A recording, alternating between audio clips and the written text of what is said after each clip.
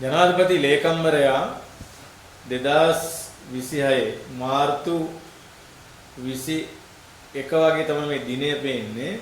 දාතමින් චක්‍රලේඛයක් නිකුත් කරලා තියෙනවා. පළාත් දිස්ත්‍රික් හා ප්‍රාදේශීය ලේකම් මට්ටමින් ක්‍රේන් ශ්‍රී ලංකා සම්බන්ධීකාරකවරුන් පත් කරන්න කියලා.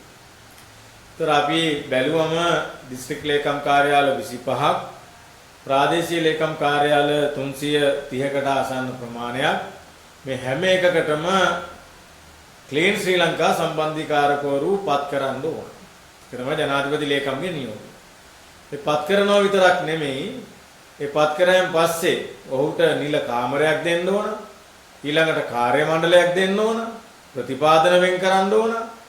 ඒ වගේම දිස්ත්‍රික් සංවර්ධන කමිටු, ප්‍රාදේශීය සංවර්ධන කමිටු හැම එකකටම ඔහු වාඩි කරව ගන්න ඕන. ඒ විතරක් නෙමෙයි, චක්‍රලේඛයේම සඳහන් කරලා තියෙනවා ඒ අයට ඒ කටයුතු ඔහුගේ කටයුතු පිළිබඳව අදහස් ප්‍රකාශ කරන්න ඉඩ කඩ ලබා දිය යුතුය කියලා. ඉතින් මේක හරි පැහැදිලි චක්‍රලේඛයක්. අනිත් පැත්තෙන් මේ කාර්යාල පහසුකම් කියන කාරණේදී කාර්යාල නිලධාරීන් පත් කරන එක.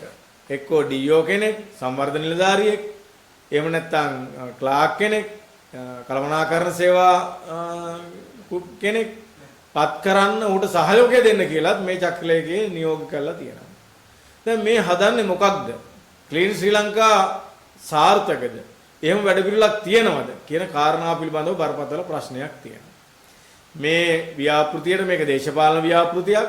මේ දේශපාලන ව්‍යාපෘතියට අද වෙනකොට අපි දන්නවා ප්‍රාදේශීය ලේකම්වරුන්, සහකාර ප්‍රාදේශීය ලේකම්වරුන්ගේ සංගම් සමිති බරපතල විරෝධය පළ කරලා තියෙනවා.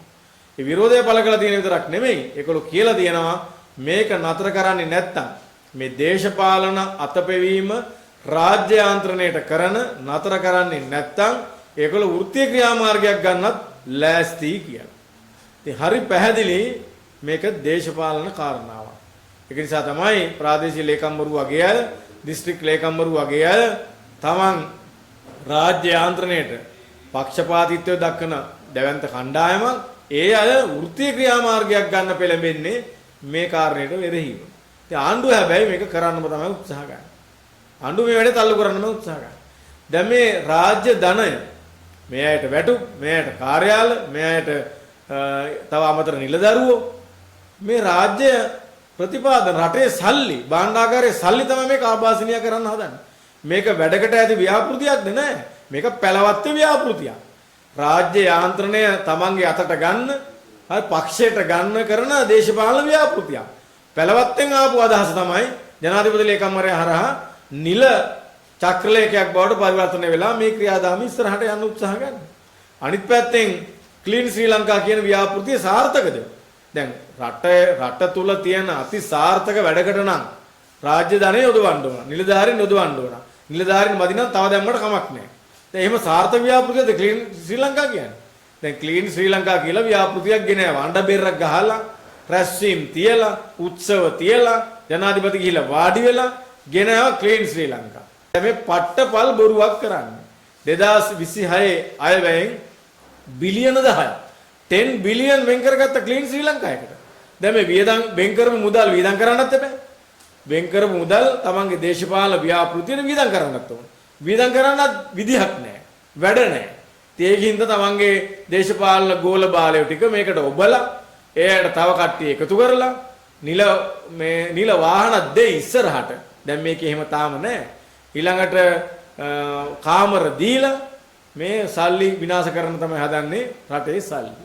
ඒගොල්ලෝගේ දේශපාලන ව්‍යාපෘතිය කරනවා නම් පක්ෂාරමුදලෙන් කරගන්න. හැබැයි ඒක රාජ්‍යාන්තරයට සම්බන්ධ කරගන්න බෑ. ඒක එළියේ ඉඳන් කරගන්න. ඉතින් කරුණා කරලා මේ රට දුවන්නේ මේ රාජ්‍ය යාන්ත්‍රණයේ උඩ. ඒක නිදහස් ස්වාධීන එකක්. එක් කාලෙන් කාලෙට දේශපාලන පක්ෂ බලයට එනවා. ඇවිල්ලා දේශපාලන වැඩපිළිවෙල ජනවරමකින් ගත්තයන් පස්සේ දේශපාලන වැඩපිළිවෙල ක්‍රියාත්මක කරන රාජ්‍ය යාන්ත්‍රණය හරහා ඒ අදහස ඒ තත්ත්වයන් ක්‍රියාත්මක කරනවා. හැබැයි ඒක රාජ්‍ය යාන්ත්‍රණය හරහා කරන්නේ. සෞඛ්‍ය ශාස්ත්‍රීය අලුත් සංවර්ධන ව්‍යාපෘතියක් තියෙනවා නම් කතා කරලා ඒක දැම්මා. ඒක සෞඛ්‍ය සේවයේ නිලධාරීන් එක්ක තමයි කරන්නේ. ඒකට මේ අලුතෙන් කට්ටිය දාන්නේ නැහැ. අලුතෙන් මේ දේශපාලන කට්ටිය ඔබන්නේ නැහැ. එහෙම ඔබන්න යන්නේ නැහැ කිසිම ආණ්ඩුවක්. ඔබන්න ගියේ නැහැ. ඒ නිසා මේ මාලිමාව ජනතා විමුක්ති පෙරමුණේ ආණ්ඩුව ජනාධිපති ලේකම්වරයාත් අල්ලගෙන බලය යොදලා කරන්න හදන්නේ රටට වැඩදායක දේශ ව්‍යාපෘතියක් නෙමෙයි. මේක තනිකරම මාලිමාවේ දේශපාලනයට රාජ්‍ය යන්ත්‍රණය යට කරන ව්‍යාපෘතියක්. එහෙම යට කරොත් මෙරටේ දැනට තියෙන මේ ස්වාධීන නිදහස් රාජ්‍ය යන්ත්‍රණය සැලකිය යුතු ප්‍රමාණයකට විනාශ වෙලා යනවා.